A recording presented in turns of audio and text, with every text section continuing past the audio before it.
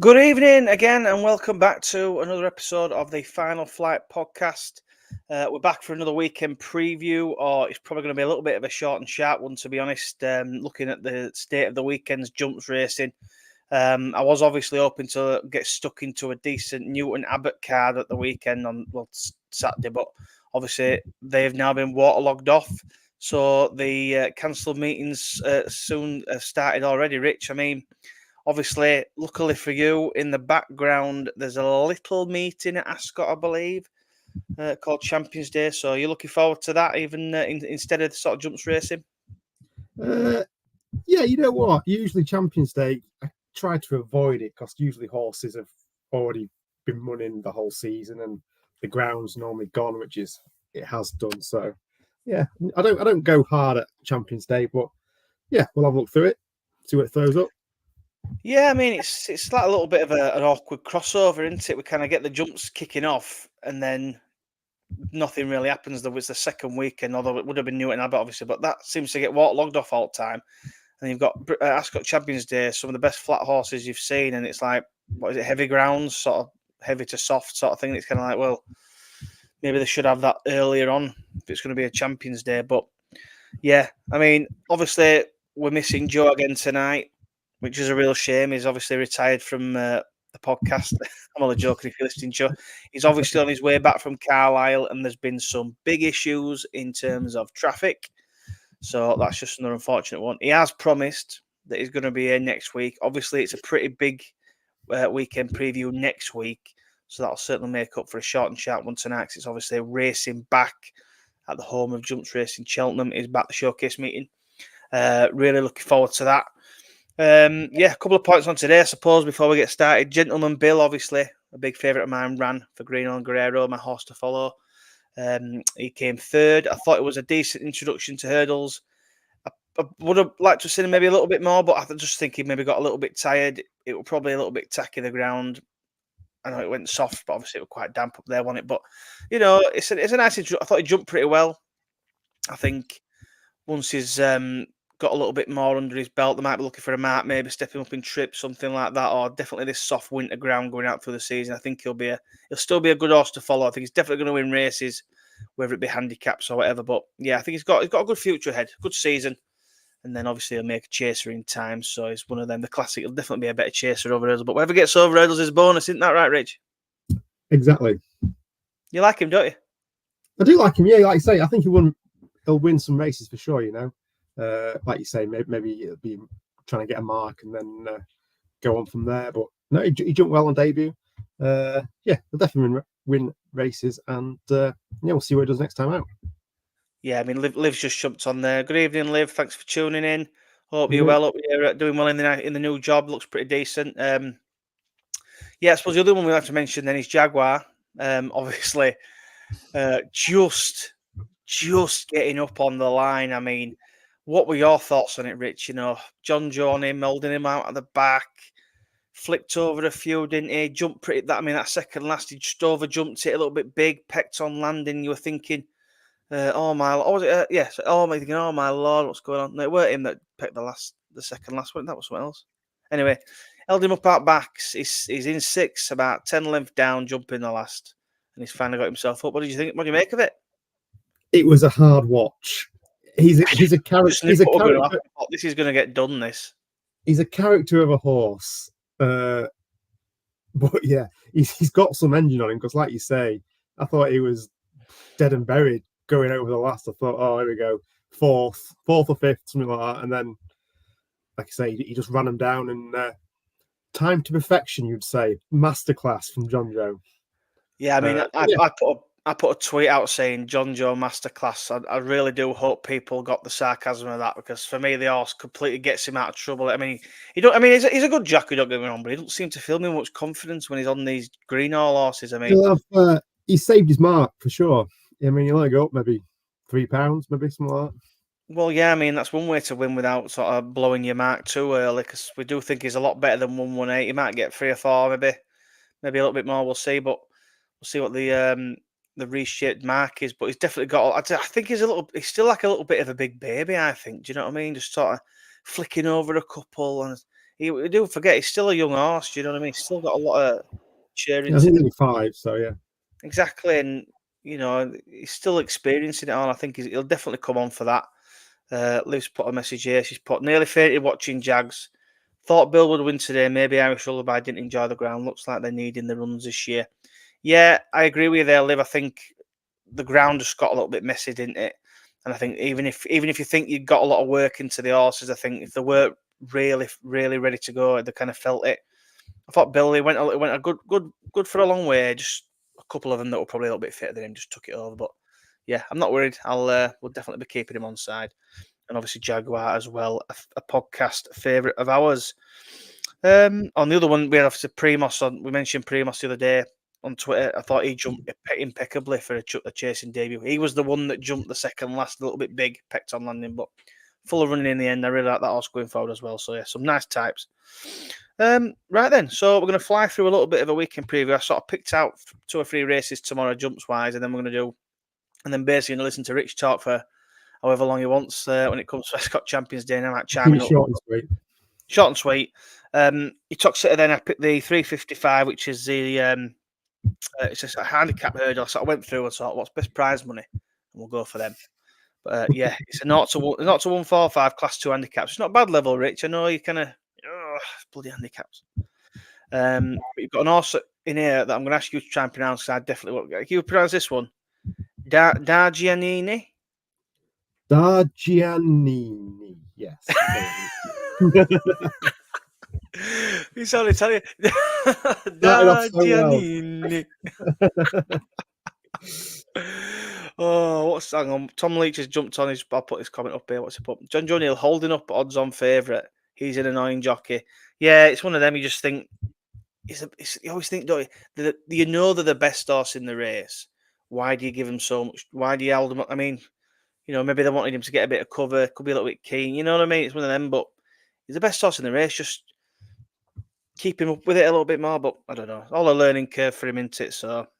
I mean, we'd all love to have Henry Brook back on him, but I don't think JP will do it. Not bashing John Joe, he's a very good jockey, but just one of them, isn't it? Yeah, so Dargianini for the Harry Durnham team. Pyramid Place, La de Constance, a good, decent horse for the Skeletons coming into here. Pretending 5 to 1. Ballybeg, 15 to 2. Thanks for the help. Will Aston for the Walford team, and Tamar Bridge. Who have you gone for in this one, Rich?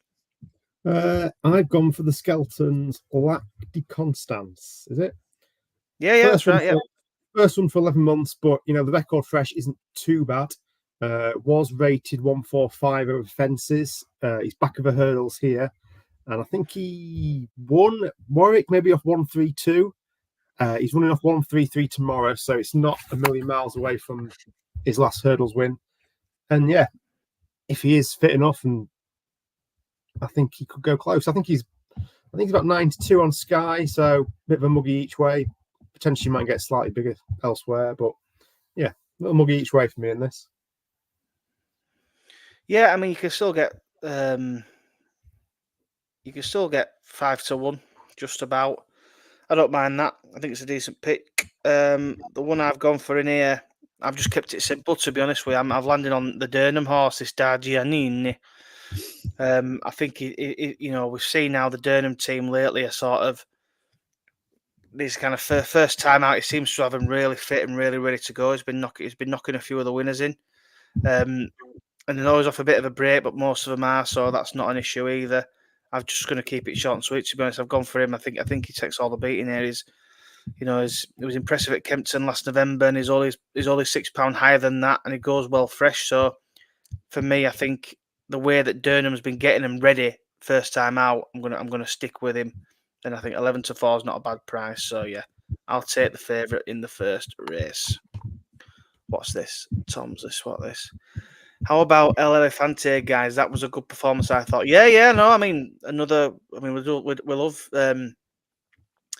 we love mares going chasing and stuff. So yeah, it was nice to see El Elefante going off. I was a bit disappointed with West Balboa. I thought she could have put a bit more of performance in, but you know, it's Too mares many in it. mistakes on it, I Yeah, think. one minute the world beaters, one next day they just fancy a day off, don't they? So it's just like that. But yeah, really nice source going forward, El Elefante. She won some good hurdles races for us a couple of years back, actually, or other year, if I remember correctly. Harrison's been on. Good evening, mate. Nice to see you tuning in. Thank you. A 0 to 145, yet 90% are rated under 135. You are correct there, mate. This is the nitty gritty of the jump season. This is where we love it, don't we, Rich? Yeah, Yeah, can't let's wait. just move on. At the end of the day, we were looking at what to do. I like, we're in the jumps. The jumps are started. I love the jumps. And we weren't even going to do a podcast this week, and we were really originally, and then I thought, oh, sod it, Newton Abbot can't update, and the chuffing called it off. So we're stuck with what we've got, but we'll crack on anyway. Like I say, any sort of main selections will be up on Twitter today, so we'll crack on. Fakenham, then we're going to go to the 455. Nickel Force's favourite. No, we're not going to do that one. One before. We're going to do the one before. We're going to do the 420. Which again is a lovely novices handicap hurdle. Now we've obviously now got an odds-on favourite in here. Actually, Richie's got odds-on double powerful for the Neil Mulholland, Laser Focus here for James Owen, and 10-1 bigger the rest. Is this an open shut case? This one, I was hoping that this wasn't going to have an odds-on favourite. To be honest, when I put it in the in the list. What are your thoughts, mate? Are you with the favourite? Or have you gone You'll be against? shocked to know I am not going for the odds-on favourite. No way. I landed on Laser Focus. Is it for James Owen? I think it is. Yep. Alex Chadwick's claiming 5 off him as well. Yeah, has run well over hurdles off 96 and 97. I think the jockey claims brings him down to about 90. So I think he's got a good chance of that. It was rated as high as 112 back in October 2023. Been running recently on the flat. I think he's won at Brighton, I think it was. So fitness is not going to be an issue. Like I said, I just think with a bit of extra weight off his back, I think he could run a decent race. I'm not sure what price he is. Is he an each way sort of price? Yeah. I mean, believe it or not, you've got the same one as me, and for the same reasons. He's 17-2. I mean, he's been backed in a little bit, sort of sixes. You can get 7 with William Hill.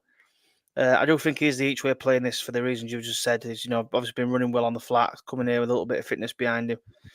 It's one of them, isn't it? It's a nice little race, but it's not going to take much winning, I don't think. I think if double powerful bolts up, then fair enough. But I think as an each way play, which I think you've got to do in this race, really, Laser Focus was the one for me. So that's a nice little start to that. What's Tom put on here?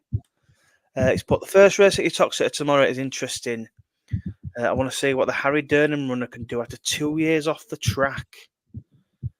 Right, let me have a quick scan. I mean, as I said earlier, there, he's doing really well with these. I mean, normally it's like a new one into his yard, but he's just getting these horses so fit so early. He's sort of firing the winners in. I think that's why people are taking a lot more notice of him now. He's definitely on the up, his old Harry Durnham. Sonification. Yeah, I mean, even if you don't know any much of the form, he's probably worth a pop first time out because you know how well he can get him ready. I've backed Wade out, so hopefully he's not as. Have you backed Wade out in that? Have you? I've backed Wade out, yeah. Hopefully he's not as fit as Ollie Murphy's. Yeah, so if I were you, Tom, I'd be backing that because I think it does Rich's. If Rich is back the other one, then you're in for the winner. Right, so the last race we're going to do on the Friday, it's one of them. We'll get stuck into Champions Day in a minute. Don't worry, guys. It's a handicap chase, a 0 to 110. This is the stuff, Rich. This is the hardcore. If find the winners, though. I mean, Nickel Force is in here. I mean, I know you've backed in here anyway. Pearly Islands in here, 72. Awesome Foursome, Kankin, the infamous Aviles, or Aviles, however you want to pronounce that. And up for appeals, the outsider. Who have you gone for here, then, mate? Is it not going to be a nice win for Nickel Force here? No. No, I've kind of going for Aveils. He's kind of become sort of like a cliff horse. I think I backed him most times he ran last year. I remember watching his debut over fences. Was cruising, fumbled the last, and got pipped by like a neck or a nose. And then since then, I'm pretty sure it was a nose. That I remember that very, very well. And then since then, I don't think he's won yet. He still finishes second 6 times out of his 12 runs. So he knows where second is, but just can't seem to get his head in front. So yeah. Anyway, he's running off 102. Jockey's taking off £3, drops him to about 99. He's yet to. I mean, his 2 runs so far this season haven't been inspiring, but I do think he's well handicapped. Maybe he wants it a bit more of a slog, a bit more of a test potentially. That might be a downside, but I just cannot back him because one time I'll not back him. He'll bolt up at a nice price, and I'll just pull my hair out. Yeah, I mean it's fair. I mean, chuffing we had a couple of the Gary Moore horses last year that just broke his hearts, didn't they? Veals and the one other, I can't remember the name now, but you're talking about like close beats or bad beats. You're thinking, my days. But yeah, fair enough on Veals. He'll need to go well. Caelan's on, so it's not bad. I mean, I think this Nickel Force is a pretty strong favourite, to be honest. I know thing is James has jumped on, but Cankin is the one. You think Cankin's the one? Fair enough. I'm going to stick with favourite. He absolutely bolted up last time at Stratford on his chase debut. Good ground. He's only gone up £6 for that. I think he takes all the beating. His 2's into 11 to 8 now. It's boring, I know, but I'll still boom him on the day if he wins. So, right, that's enough for the jumps, I think. There's not really much going on this weekend. It's all low-level stuff. Any sort of best ever bad bunch was at Newton Abbot, I think, and which unfortunately has been called off for waterlogging. They need to sort that out, I think. A little bit of rain and it's calling the meetings off. It's chuffing winter jumps, you know what I mean? They need to do something. If it's not getting called off for waterlogged, they're just watering it or something and it ends up chuffing it. You know what I mean? There's all sorts of stuff shooting the sends in foot. Good evening, John, mate. Thank you for tuning in. You've said, what do we think of West Barboat? Yeah, we mentioned it earlier. I thought a little bit disappointing. And I thought one of them, it's mares. They'll come on for the run, definitely. I maybe won't give up on her, but just see how they go next time. I'm sure Skelter's got a plan for her. I wouldn't be writing her off. Yeah, I mean, we could talk all night about Skelton. I mean, there's been a couple of his lately. I know a lot of people will try and bash Harry for maybe the rise, leaving things too late and stuff. Like, for example, Snipe today, I thought he came travelling into it looking like he were going to go and win. He kind of fumbled over the last. I don't know whether that would a tired horse jump or whether he's just not gone in enough time to get him there. But it's one of them. It kind of, you think, challenge a little bit earlier, but we don't really know how fit these horses are, do we? Maybe he just weren't good enough on the day. We shall see going forward. Craig's in, mate. Good evening, Craig. If you like boxing, I suggest you go follow Craig's boxing channel. He's got TikTok and all sorts. He's flying on the TikTok, I think. Yeah, loads of good boxing stuff. But evening, lads. Hope you're good. Great day yesterday with Jaguar. Plenty of good days ahead with the big man. Yep, we said earlier, Jaguar is a beast. He's going to make a real good chaser over these next couple of years. And yeah, I won't give up on Gentleman Bill. And there's plenty more from the Green on Grey Road team to come in the Craig. There's plenty more coming out. Check out our video if you've not seen it yet. Sure. Right. That's enough about the piss poor jumps racing this weekend. Rich, are you ready to take centre stage, mate? Because I'll fly through it.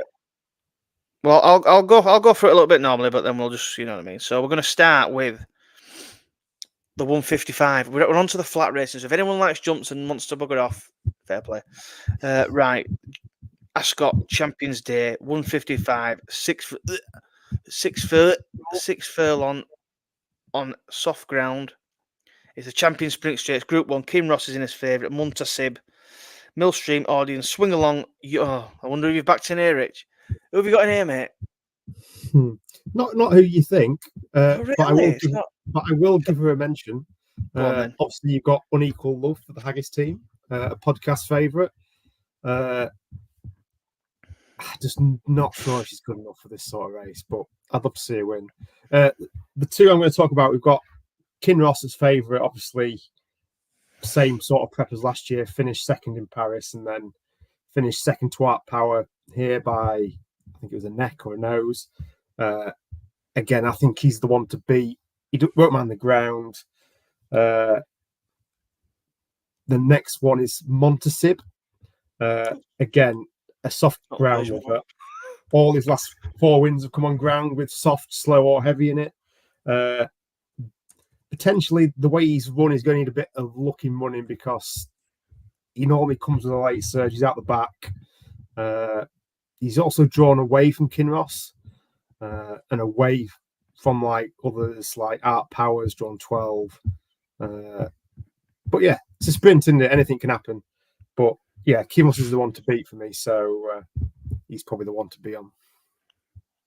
Not very original, but no, it's fine. I mean, I was literally having a quick look through the field, and I've seen a horse called James's Delight in there with Ryan Moore on. And this is a massive step up in grade, obviously, but he was an horse. What? Didn't he win at Pontefract? He did, yeah, going back to the Pontefract form, and he absolutely bolted up. And then I think I put him up and backed him. I think it was a Group 3, and he sort of bombed out a little bit, and then they dropped him into an handicap, and I didn't even realise he was running, and he won at like double figure price, bolted up again. Anyway, he's been over and won a listed race over in France and come second a neck to Spycatcher in a Group 3. So, you know, he'll enjoy the ground. He won't mind the soft ground. Ryan Moore's on board. You just never know whether, like I say, a big sprint. Do you know when he won at Ponte, he was rated 88. He's now 110, I think. 110, 111. I mean, that's fantastic improvement there, isn't it? I mean, he absolutely walloped him at Pontefract, and obviously has gone on to do really good stuff. JRB, you are also on James's Delight. I've got Stepping Up with more on the saddle. I've got 28 to 1, half in price now. You can still grab 20s with William Hill. But yeah, he has been backed in a little bit. But yeah, James's Delight, I like the horse. So, I mean, I only have fun bets with flat, so that'll be my selection. We're going to go to the next race then, Rich, the 235, if that's correct. That's correct. Which is the Kipco British Champions Fillies and Mare Stakes, another Group 1. This is over a mile and a half. Calpana's in here for Buick and Balding. Tiffany, Content for the Moore team. Guantanamera, and sort of 11 to 1 bigger the rest. Who's the selection in here? I've kind of gone for something a bit bigger in this. I've landed on War Chimes for David Manouzier, is it? Yeah, Billy Loughnane on. Big price, 25 to 1 here. Yeah, so she finished third in the Oaks, but it was the form in France that kind of drew my eye. I mean, she beat a horse called Sozi in a listed contest on heavy going. That was over a mile. Sozi actually finished fourth in the Arc. It was won by Blue Stocking. So I'm hoping that is some good form. I mean, after she finished fourth to War Chimes, she went on to win twice, and she actually beat Illinois in a Group 1, who I think is quite a decent horse for O'Brien's. She's landed on the ground. I think she's quite a nice price. And yeah, we'll just take a chance, see if I can get a big one. Yeah, that's fair enough, mate. I'm going to agree with Tom's comment here. He's put, can't wait for Champions Day so this flat season can finally end. Yeah, I agree with you there, we can Tom. go back to 0 to 35 handicaps. Look at the end of the day, you're lucky we're even here tonight because we weren't going to bother. But yeah, next weekend, Cheltenham Racing is back, showcase meeting. It's going to be a big one, a big one. James is on here. He's put Sumia like the Hayswell combo 20 to 1. I've got wasn't at best a few weeks ago, which will still have some untapped potential. Yeah, we'll keep an eye on that one. 20 to 1, nice one. That Dermot Weld always seems to pick up a nice pot every now and then, doesn't he? Sweet, a nice big price from Rich there. I like it. Right, moving swiftly on to the 315, which is a mile, the British Champions Mile. Well, Queen Elizabeth II Stakes, 1 mile. Shireen is in here. Great horse. Love that horse. 13 to 8 favourite with Sylvester de Souza on. Tamfana's in here for Ossian Murphy. Factor Cheval's in here at 9 to 1. Henry Longfellow 10 to 1 and bigger the rest. Yeah. Who's your thoughts on this one then, mate? Another tasty race. I mean, before we go on to this, then, in your opinion, being the sort of the flat man, what is the fact that the ground is kind of on the soft side? Will it throw it out a little bit? We're looking at big prices or what? I mean, Champions Days usually throws up 2 or 3 surprises. I mean, Kinross got beaten it last year. There's always a couple of surprises, so there's no point. It's what I say. It's one of those meetings where you don't throw the kitchen sink at it. You have a handful of small bets and just have a bit of fun with it. Try and get a price. Have a bit of fun Saying and that, then save all your pennies for jumps. the one I like in here is the favourite, Shan. Boom, heavy ground, 13 to 8 favourite, 14 runners. Only because I've not backed it all season, and you know what's going to happen. The last time I thought, yeah, okay, long champ finishing second. I thought it was quite a good run. Was probably a bit too far back to chase to get to the leader, but he's been the best miler this season, so I'm going to back him for the first time, and he'll probably finish second or third. But he's beat Henry Longfellow already, and he's beaten quite a few of these. So that's my plan anyway. Yeah, hopefully. I mean, it's an horse I've backed multiple times during flat season, so I'll back you up there. I'll stick with her or him. Her. What is it? It's a him. It's a Gelding. I always forget. Colt, sorry. Right. So the last race that we put on the list is the 355, which is the Kipco Champion Stakes. Another group. I mean, you love this, don't you? Group 1, Group 1, Group 1, Group 1. I bet it's nice having enough top quality horses to fill Group 1s. That must be quite good. A good feeling. I mean, there's only what we got 12 runners in there, 13 runners. 14 Every one of these is double figure runners, I think, bar one. Anyway, we won't get into that. That's for another argument, for another day. We're not getting back into that argument. Roll on the Cheltenham handicap 2.5 mile chase. Cannot wait. I can't wait. What's that? I'm saying what? I can't wait till a 33-1 plot job wins that. Fantastic. I mean, to be fair, it's likely that it'll still end up being a short favourite, whatever happens, but hopefully it'll be odds against, not odds on. I mean, it makes the Arkle interesting. I will say that. If Ballyburn goes there, are they going to send him up to Browns, even though they think he's a Gold Cup horse? Probably not. We shall see. There'll be a lot to talk about, especially in the Cheltenham Anti-Post Countdown show, which starts very soon. So keep your eyes peeled for that, viewers. That's in a couple of weeks, I think. Hopefully that'll be as good as it was last year, and we'll get some nice Anti-Post picks. Joe will be a guest at this, right, won't he? Yeah, so we're going to have Joe on as a guest, making his one-off appearance of the season. Chuffing around, Joe. Anyway, he's jet setting all of it. Players going to racing every day, and he's Barcelona. He's got too much chuffing money, hasn't he? He'll be back next week, hopefully, for the Cheltenham Showcase meeting. Right, so we've got a Frenchie in here as favourite, Rich. 13 to 8. Calandagan. Obviously a very good horse. Oops, I just pressed the wrong button on my list. Economics is here, second favourite. Tom Marquand for the Haggis team. Los Angeles for Ryan Moore, and sort of 14 to 1 bigger the rest. King's Gambit's in here. Nashwa, Continuous. What are your thoughts on this then? Is this one going to go to the French, is it? After his 1 length second to City of Troy, can he back it up this race with a win? I don't know, if I'm honest with you. I don't know if he's going to be as effective on this sort of ground. Same with Economics.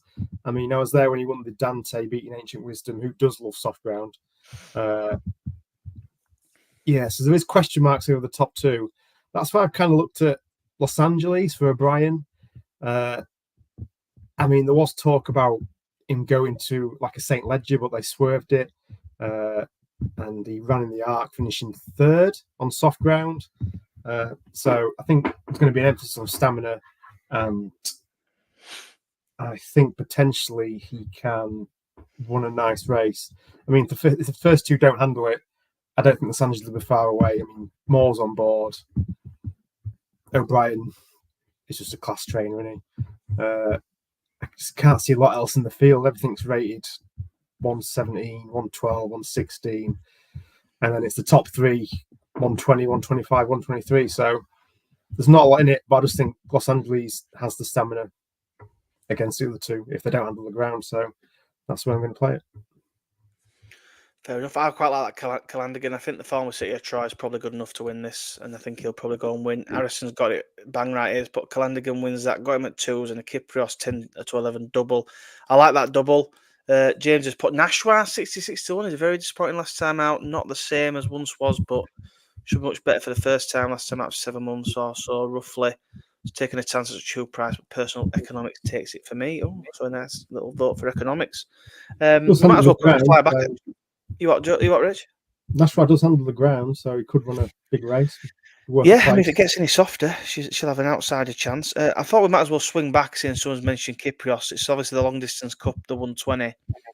Kyprios is going to make another appearance. Is he just going to stick another 1 to his name? I would like to see it, but he did get beaten this last year. I mean, he's ran in pretty much most of the races. I mean, Royal Ascot, Goodwood, the Curragh, Leopardstown. Is he going to be one too many? I mean, he's a horse that had his issues. We will see. I'd love him to win. Obviously, he's just the best stayer in it currently.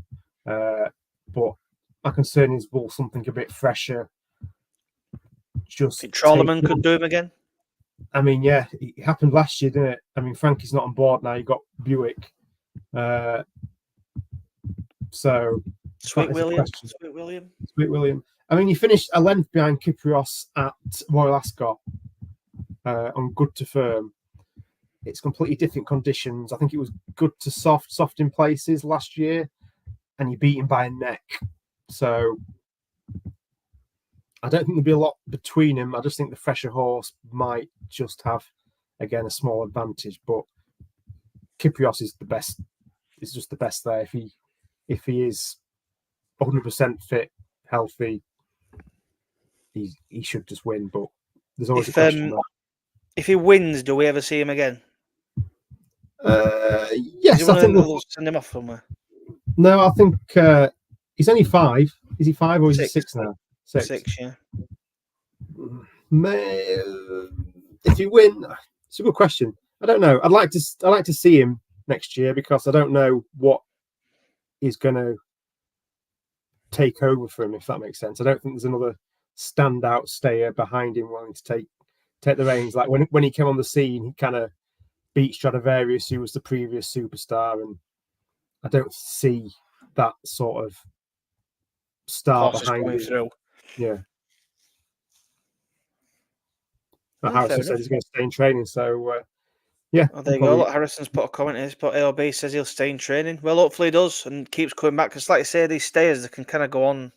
You like to see him go on a little bit until they're all older and stuff. So hopefully that is the case. I do like a stayer. We do like a good stayer, yeah. Hopefully he goes and wins, and just he can solidify himself as one of the best, because he will be if he wins. I mean, he pretty much is already, but yeah, hopefully he goes and does it. Rich, have you got anything else you'd like to mention for the weekend? I mean, honestly, there's not much. I mean, Sunday's racing isn't too bad, but we're waiting for decks and things. Kempton's got a decent card for jumps, but we'll put some information up about that later on in the weekend, I think. Yeah, there's a few I'll give a mention to. So Friday, 1:35, we kind of briefly mentioned it. A batch weighed out for Ollie Murphy. Won a bumper impressively at Newmarket in March, set to make hurdles debut. I think he's already seen support. I think he opened up at 9-4. That soon went 7-4. Now I think he's into 6-4, maybe even shorter than that. And then again tomorrow, what I've looked at is 3:20 Vision Domain, I think it is. Fairly uninspiring over hurdles last year, but I think he was finished second in a bumper, which is quite promising. He's making his Chase handicap debut off 89, which potentially could underestimate him. I think if you kind of go look back at his bumper, I think there was something there, and I think 89 potentially could be a nice mark. In the 5:05, I'll just give a quick mention of Tropical Talent. Didn't really fire last time out, but I think he had wind surgery, didn't he? So potentially, I still think he could run a big race. And then Saturday, what we got Saturday? Oh, the last race at Ascot. I think we'll just mention it quickly in the Balmoral Handicap. You're not mentioning a handicap, are you? How dare you? How dare you? Yeah, but this is a good handicap compared to why? Because it's 40 runners. I've got to mention Bo Pedro because I've backed him for all the big. Oh God, I forgot about this. Sorry, go on. Yeah, go on. Yeah, I've backed him for all the big handicaps, and similar to Aviles, if I don't back him and he wins, I will be gutted. So, last roll the dice, last big handicap of the season, Bo Pedro for me. Stall 3, I think he is. I think he finished placed in it last year. Didn't really do it in the Cambridgeshire, but finished placed at Ascot. Was it a week or two back? So let's hope. Cross my fingers. And then Limerick 135. Mr. Percy's out for Joseph O'Brien. Unseated the rider on debut. I think that was maybe last week, was it? So it's a quick turnaround. I think he was well supported last time, so hopefully. What's that horse called? Sorry, Mr. Percy 135 Limerick. Was that Saturday or Sunday? Saturday. Okay, carry on. Sorry. Yeah. Back out again quite quickly, like I said. Unseated the rider quite early on in that race, I think. So I'm sure they're hoping for a clear run, and I think he could go close. And then finally, on the Saturday, I've got 220 Stratford. Western in the Park is running off 119 on his Chase debut, I think. Used to be with Milton Harris, and now I think he's moved to Ollie Murphy's. Again, I think that's a good starting point. 119. I think he probably rates a bit higher. And that's pretty much it for the Saturday currently. Like I say, I might mention a couple for Sunday when the decks come out tomorrow, but that'll be on Twitter. I could tell you had time to do some extra digging today. I didn't really have much time today, but yeah, Sunday obviously some good race at Limerick. There's a beginner's chase there. I think the likes of Fair and Glory and In the Pocket and stuff are entered in that. So we'll see if they get declared. There's a nice bumper at Sedgefield as well. Yeah, I mean, I'd be looking forward to, well, yeah, that as well, but I'd be looking forward to seeing In the Pocket over a fence again. Yes, behind the legendary Facile. Yeah, well, obviously Facile, bless his heart, but yeah, Kempton's got a decent card as well, some nice horses in there. But like I say, nothing's declared yet, so there's no point going through anything until it's declared. I've seen people putting up horses and then don't even get declared, so it's a bit like, what's the point? You know what I mean? Yeah. But yeah, we'll keep trying to get some decent winners. Obviously, last weekend we had some really good winners for the podcast preview. This weekend's a little bit of a damp squib in terms of jumps, but Rich will have a lot of selections up for the Ascot Champions Day. So if you missed them, you'll be able to get them at some point, and we'll edit the video up a little bit so you can jump to whichever race you want to. Yeah, and all I'll say is really that's about it. Really, short and sharpish one. Although to be fair, we've dragged it out to 40 minutes, which isn't too bad. I thought it'd be about 10 minutes, but we managed to ramble on. Hopefully, people have enjoyed listening. Thank you for those who have tuned in with comments and their own selections. It really does help us sort of get the flow going, and we enjoy chatting to everyone as well. Like I said, we'll be back next Thursday night for a real proper preview. Hopefully, Joe will be back, but it's some proper handicaps, James. This is what you're telling me. It's obviously Cheltenham. It's the Cheltenham Showcase meeting, so racing back at Cheltenham finally. I cannot wait to get stuck into that. We're going to have loads of stuff to get through. Just 1 second. Oh, why is that not doing that? So yeah, Cheltenham Showcase meeting and anything else we've got to look at as well. So we'll be going through that on Thursday Night Live, and then in a couple of weeks the Cheltenham show will kick off. And like I say, I'm working hard to try and potentially get a couple of guests on. We'll see how it goes, a couple of jockeys, and hopefully that's the case. Last comment is, but hallelujah for Cheltenham. Yep, it won't be long now. The countdown is on. But yeah, Showcase meeting next week. Can't wait for that. As always, thank you everyone for tuning in. Make sure you like the video if you can. We do appreciate it. And subscribe to the channel. We're rocking and rolling now onto our next sort of target. We want to try and be up there with the big boys. I feel like we bring some decent value, some decent winners. And hopefully you don't mind listening to my and Richie's voice and Joe when he comes on. Hopefully the sound's a little bit better now. I've got my fancy microphone. But yeah, we'll keep trying to improve and we'll keep trying to bring the winners. Tom's put Wade out is 5-4 already. Yeah, Rich will be all over the early price, no doubt. You'll be on a nice price, I'm assuming there, Rich. 94 and 74 is what I took. Oh, 94 and 74, you cheeky sod. But yeah, anyway, cheers everyone for tuning in. We'll see you all on Thursday night. Like and subscribe, and yeah, anything else, Rich?